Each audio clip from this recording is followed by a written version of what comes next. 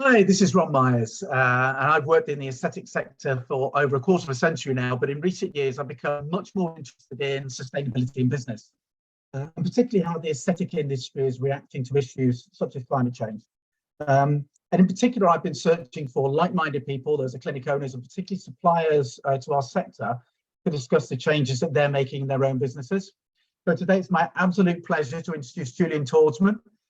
I've known Julien for a number of years. He's the CEO and founder of 4T Medical, who are exclusive distributors for a wide range of aesthetic products, which include dermal fillers, microcannulae, PDO threads, and cosmetic skincare, amongst other products.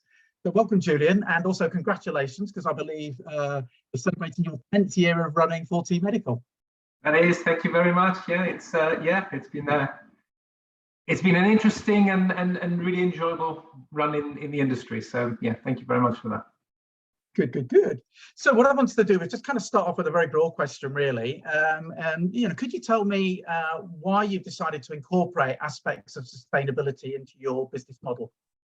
I think it's primarily to do the right thing. I think it's something that we're all aware of, that we are all to a certain extent concerned about. And I think when you get to a certain size and you think, well, I can actually do my part in this, when your structure is strong and resilient enough, you know, that other things don't take priority of this, and you think, okay, well, I should really address this, and I have the resources to do it in terms of manpower, in terms of finances, etc.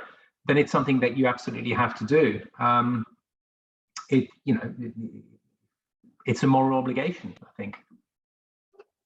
Which is lovely, and I think you're right. I think a lot of people kind of get to that stage where, if they are more comfortable with their business and business model, because you and I know as well that if that's not right, then you haven't got much headspace to focus on anything else. Yeah. But if you're in that, say, fortunate position, but you're there because you've crafted that, and I know that's not easy to do, but it is nice to kind of pay attention to that. I know we discussed earlier before we got on the call as well that there is a school of thought. In fact, I went on a course with Cambridge University last year just to kind of learn a little bit more about the issues affecting business and how businesses, particularly big businesses, are looking at sustainability issues. And a lot of the emphasis was around actually that it's good for business. And as you know as well, with big businesses as well, a lot of them are driven by shareholder value, share price, profits, all those kind of things. And that some of the businesses that have really incorporated this and started to talk about it in their marketing, it's resonated with their customers. They've actually got more business. So I think there are two elements to it, and I think I'm kind of keen to try and get that across, that although there is a time, which of course is money, and potentially an investment of real money into this, it doesn't necessarily have to just be a kind of a moral or an ethical crusade. But a lot of people, I think, from smaller business perspective, getting into it because of that. Can you elucidate a little bit more about your journey then? And I think you started this maybe 3 or 4 years ago now. So yeah, really looking what you've done. Yeah. So this is our 4th year now. So we've been certified as Carbon Neutral Plus for the 4th year running. It's something when we decided to make that step, I didn't know how long it would take to actually get there, or what the amount of work would be. But we got in touch with a validated, credible auditing company, let's just say, who can actually certify, and they certify multinationals, etc. So that was our first step, and then it's just to analyze what was required. So obviously, in our mind was, we have to get rid of the plastic, we have to lower emissions, anything we could do in the supply chain or something that we had a direct impact in, we were going to address. Now, if we could get guidance from that company and they could certify us as well, that's brilliant. You just refer to the marketing side of that sort of argument and how beneficial it is. Yeah, I mean, for me personally, if I've got a number of companies where options are credible from all of them, if one of them has better environmental credentials, then that kind of swings the decision in that favor. So there was obviously not only that moral side of thing, but also potentially some customers are now starting to think about it, and it may matter to some of them. So I may as well be in that particular field. Yeah. In terms of what did we have to do? How did we approach it? We had to basically evaluate every single aspect of our company, every department, every process, and see how we could make that more environmentally friendly. So in terms of energy efficiency, I mean, we're lucky enough to be in a very modern building. So, heat source pumps, that sort of thing. So that's helps. Then you have, all the packaging, all the automation, what you buy in, how effective and efficient are your printers, how energy efficient are they? Anything from, your coffee machine to your kettles to all that sort of thing. And then all the packaging material. I mean, we are a distributor, so we use an awful lot of packaging material. Where is it sourced? Is it recyclable? How much of it is plastic? So now we've done away with everything that is plastic. Everything we have is cardboard, recycled, paper, yeah, or recyclable in any way. As you go as far as just talked about the coffee machine, things like that. The cups, coffee cups. There's lots of coffee cups out there that you cannot recycle, even though they're made of cardboard. So we had to source recyclable ones. So it's everything that you do, and then you have to go and look at your supply chain. So are you flying things over? Are you trucking things over from Europe? Are you using shipping containers? Are your the biggest contributor in terms of distribution is the footprint that you have for transport. That is the biggest factor. So we have couriers that are carbon neutral, so that really helps us because they are certified as being carbon neutral. We had to ditch an awful lot of them because their credentials were really not up to scratch. So they weren't even thinking about it, thinking, well, it doesn't matter. So we had to ditch some very, very big ones because they just didn't tick that box, and potentially that had a cost impact to us as well. And then trying to get everything, if it's coming outside Europe, is to try and get it on ships, as much as you possibly can, because the footprint from ocean containers or ocean vessels is far less than anything that would be by air. So those were the journeys that we have been able to complete, and there's a whole audit trail in terms of how much information our suppliers are giving us, and now they're kind of used to it, and every year we go back and knock on their door and say, okay, well, let's calculate together exactly what our impact has been in terms of carbon footprint. And then we take the next step as well. So all vehicles in the company are now fully electric. So we are all EVs. All our sales reps use electric vehicles. Every company car in the company is 100% electric vehicle. So that's as far as we've been. So every year the auditing company will actually ask you for more. Say, okay, well, you've done this, give me more now. So that's when it gets a little bit tricky, because you kind of think, well, I can go there next year, I've got something in plan, but now we're getting to the stage where it becomes quite difficult in terms of improving. And as your company grows, obviously, your impact becomes a little bit more. So you have to in a way, figure out what you can do best. You can grow, but trying to keep that same amount of footprint. And you've got to offset. That's one of the things that you can do, and every year we have to offset. And you find projects, or you invest in technology for in different areas of the world where it has got almost it neutralizes what you've done negative. So we try to do that, and we try to repair. So my objective was always to be carbon neutral plus, so that actually we are impacting in a positive way rather than just keeping it neutral. Mm-hmm. My gosh, you said an awful lot there, Julie. That's a huge amount. That's okay. It's a huge amount. I mean, and obviously you've employed a professional company there to help you through this process to make sure that it is robust.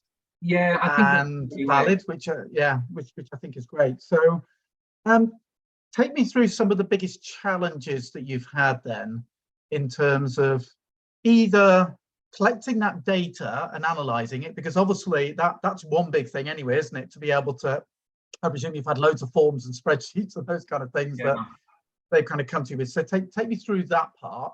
And then also, I think the bit with the supplier side of things as well, because obviously you're then trying to get information from a third party, which I can imagine could be more challenging. Yeah, I mean, that's the tricky bit. The bit that you do internally, you control anyway. So, you know, in terms of packaging, in terms of energy efficiency, in terms of, you know, machinery, that sort of thing, you have direct control over that. The next thing is supply. So some supplies, you know, are carbon neutral. So you think, yeah, great, this is brilliant because I don't have to worry about that one. Yeah. The difficulty comes when you have to calculate every single carton, box, container, and you have to rely on your suppliers to give you the information. That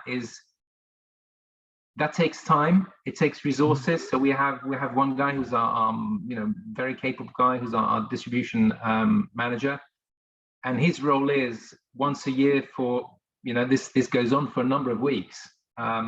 He has to gather that information, tally it up in a credible way, obviously backed up by real data, to then submit it to the auditing company. So that is the tricky bit, because the supplier has to be on board with this. Sometimes you have to pay them for them to give you that information, because obviously it takes resources and time for their employees to gather that for you. The good news is that companies now are far more prepared. So the big courier companies, for instance, DHL, the big you know, shipping companies are, some of them will say, yes, we're doing this already. Some of them will say, you know what, we're not going there. This is not something we're prepared to do. So some will just say, we don't care. So you know, there's definitely a fields that we obviously have to partner with the ones that do care. And then you have to work together with them to make sure that you have all the information. I mean, you can go back and you can, you know, you go by weight, you go by you know, dates. So from shipping and from container side of things, you know, the geography, so you know if it's coming from South Korea, you know if it's, you know, from the US or whatever, and you can work out the mileage and the weight and, you know, how much. So that's fairly easy. The difficult one is when you have to speak to people like DHL or DPD or you know, even FedEx, and to get to the right department and get them to play ball with you. But it's, you know, it's all achievable. It just takes time. Okay, that's interesting. And it's interesting you talking about the transportation side of things as well, because obviously I've had some experience as well as a distributor, and we were importing our stuff from California, but it took 6 weeks on a ship, and so that obviously has implications in terms of the amount that you have to hold in stock if it takes that kind of period. Is that something that's had an effect on you? Well, you know, 6 weeks is good. You know, I wish it was 6 weeks, and we've had 6 months. You know, in some cases. Wow. It's been atrocious, and now you've got, you know, delays. You've got all the COVID effect with containers not being in the right places. You've got, you know, ports locking down. You've got, you know, ports going on strike, and that's all over the world. You know, people say, oh, it's just the UK, but actually South Korea went on strike for, you know, for some time as well. And then you've got the backlog. So you know, I wish ours was 6 weeks. At the moment, it's looking like, you know, 3 months, but it was 6 months. So you know, it's a constant. You know, the past 2 years has been a constant headache. Normally, you know, it's 6 to 8 weeks. Yeah, that's interesting. And I mean, I know that there have been a lot of reports around the whole distribution network still having issues, but I didn't realize kind of how much of an impact that kind of has. And obviously from your perspective, it's, you know, always as a distributor, you never ever want to run out of product because you're serving your customers, and you know, so I can imagine the challenge of that. With suppliers, have you found then, in terms of the products that you actually distribute, have you found some suppliers better than others in terms of engaging with, in terms of maybe looking at packaging or materials that are used from a production point of view? Yeah, I you know, a lot more suppliers now are far more willing to listen and to make changes, which is really positive. You know, our suppliers, you know, for instance, Kinneke, which is one of our biggest suppliers, Swedish company. So they're very tuned into this. You know, every packaging is recyclable. You know, they invest heavily in carbon harvesting companies. So they're extremely green in the way they operate, because they've gone through a different approach where they invest in green technology. So to kind of offset it, they every year they plow money into companies that are the future, are the way to reduce the carbon footprint, as well as obviously meeting all the environmental conditions in terms of their packaging, etc., etc. And you've got other companies that, it's the other side, where it's the nuts and bolts of our industry, very cheap products like, unfortunately, disposable aprons, disposable, all that sort of side of things that are basic clinical products, where they will never listen. They're not interested. A lot of this stuff, unfortunately, in terms of pricing or whatever it is, has to come from China. And there are two ways on there. They're the biggest producer of solar panels in the world, and they're the ones that are investing, if you have a look at the size of the territory, the most in green technology in the world, surpassing by a long way the United States. But potentially the factories that are making this are not particularly concerned about this, or you just can't get the data from them. So it's difficult to really gauge on absolutely everything that you buy, what the environmental credentials are, and there's also a cost associated with that. The ones that will engage into that might say, well, there's a premium for that, and then your marketplace say, well, I'm not actually willing to pay that premium. So you stop with a product that out of 100% market share, you might get 1.5%, because commercially you might have taken the wrong decision and you can't sell it anymore. Yeah, indeed. And I think this is it. I think it all, some production processes, I suppose, are more complicated than others and require bigger investments to make those changes towards sustainability than others. And you're right, it's whether or not they have that capability to invest or not, or whether or not, of course, this is all led by the market, whether or not the market is actually telling them that they want them to do that or not. That's it. Yeah. At the end of the day, you're in business, and you have to be able to run a business, in a profitable way to be able to make a difference. If we're not making any money, then environmental things for me would be right in the back, which. Indeed. Yeah, indeed. Yeah. So that's interesting. So tell me a little bit more about the carbon offset side of things, and actually. I don't know whether you'd like to let me know how much that might cost for a start, because I bet a lot of people talk about carbon offset, and they kind of say but obviously there is an impact of that in terms of cost, which is a decision that I know that you've obviously made because you feel that you want to do that, to make that claim that you are carbon neutral. But tell me a little bit about, roughly costs and also how you decide to offset, because again, there are, as you know, many different kind of schemes out there. Maybe some more valid than others, as well as some maybe not that environmentally friendly as well. Absolutely. That are being promoted. So it's difficult. So take me through that if you could do, please. Okay, well for us it's pretty easy, because I don't pretend to know an awful lot about what project is right and how well managed it is, because you'd have to be an investor in that particular sector, with a specialist in that sector to be able to make that decision. So I kind of leave the guys that are, the carbon footprint auditors. It's their area of expertise, So they will say to us, okay, well, at the end of the year, you need to be carbon neutral plus, you have to offset these many tons of carbon. And the way that you can do this is through these selected projects that we have. So they will give us a choice, and they will say, okay, on this one, you'd have to, some are more expensive than others. Okay. So for instance, this year I think we had something like 133 tons of CO2, and we selected two projects.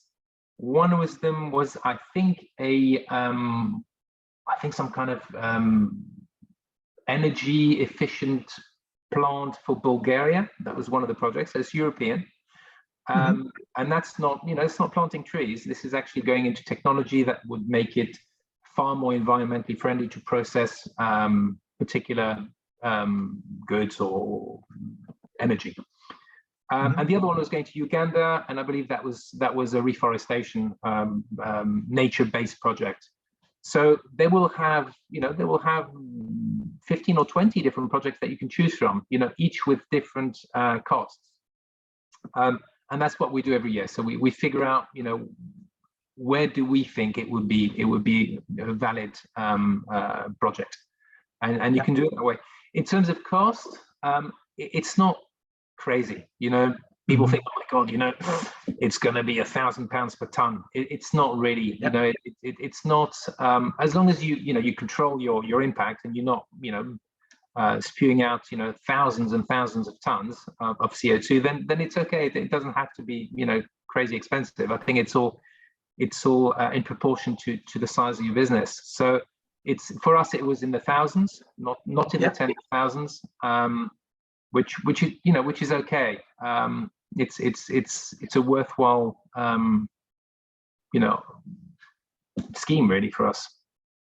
I 100% agree with you, and I think if everyone did that, then probably we would have some effect in terms of looking at what's kind of happening. And I think that's really interesting to know, because in that scheme of things, especially if you're looking at a lot of the businesses in our sector that are not, generally not small businesses in the scheme of things, then I'm not talking about multi-million pounds, but not also turning over £30,000 a year, sole trader type of thing. Yeah. And it kind of seems to be perfectly doable for people to look at that if they can analyze this, and and also I think to talk about that as well in their messaging that they're going out to their customers and kind of going, well, look, I'm trying to do something here and supporting, as I say, a project like reforestation or some technology product or something that it is trying to make a positive difference. So I think that's fantastic.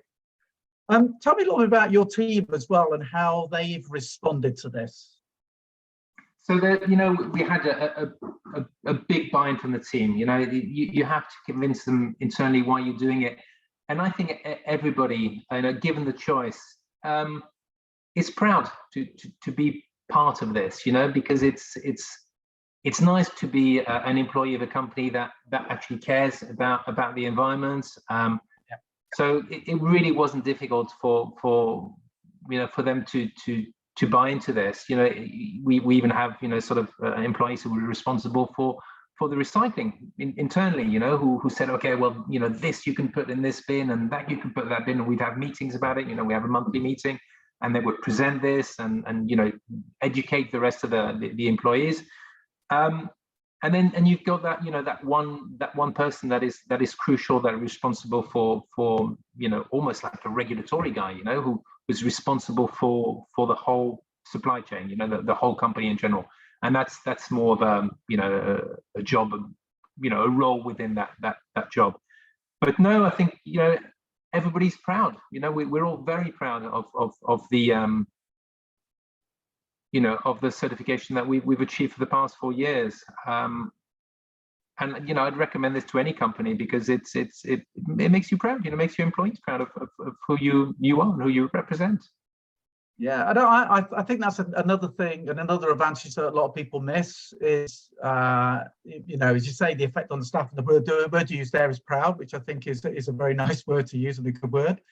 But also, particularly as we move forward, I mean, I'm getting older now as well, and generally when you're employing people, they tend to be more in that millennial kind of part of the marketplace, where I think they're definitely very much more geared up towards all of these things revolving around sustainability. And I think if there's a choice between one company and another in a sector, they'll probably be more likely, as you say, to choose the company that is actually doing something that is making a difference. So I think that's quite an important thing moving forward as well.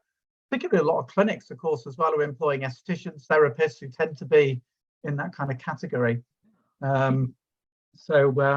Excellent. So just to finish off then, Julien, because I know we've discussed quite a lot here, and I know you said that it gets tougher every year to look at making changes or whatever, but is there anything else that you're kind of working on at the moment to try and, again, move things even further forward than you've already done? It's tricky now, because it's just because we've got everything pretty much nailed in terms of the day-to-day processes. The biggest impact we had was the company vehicles, and that's something we've put in this year.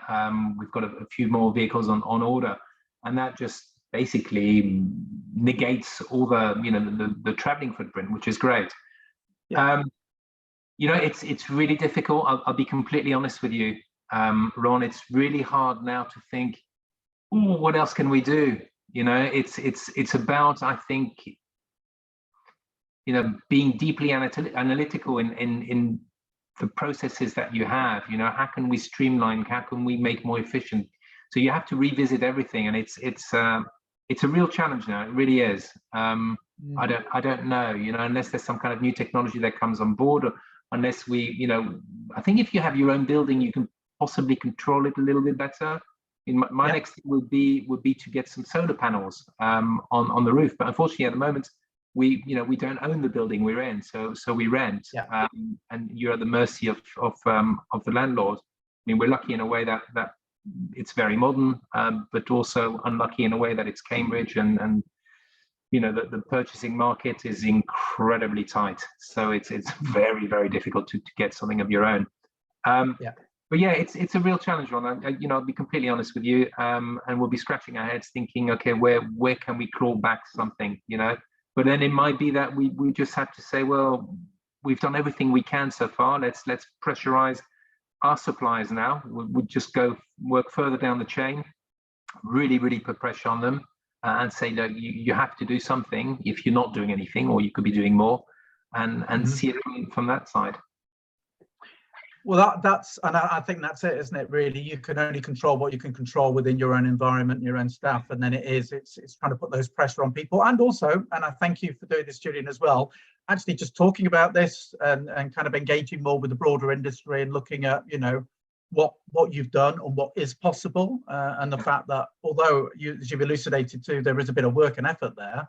There are many benefits and advantages to doing this, And I think, as you know, this is something that generally is not talked about in industry conferences, in industry magazines, those kind of things as well. So, you know, again, the more that we can talk to people who can get the word out there, you know, say on some sort of podium or in literature, then I think hopefully that will inspire other people to make changes themselves. So thank you very much, Julien, for your time again, and I'm sure I will see you at a conference again soon.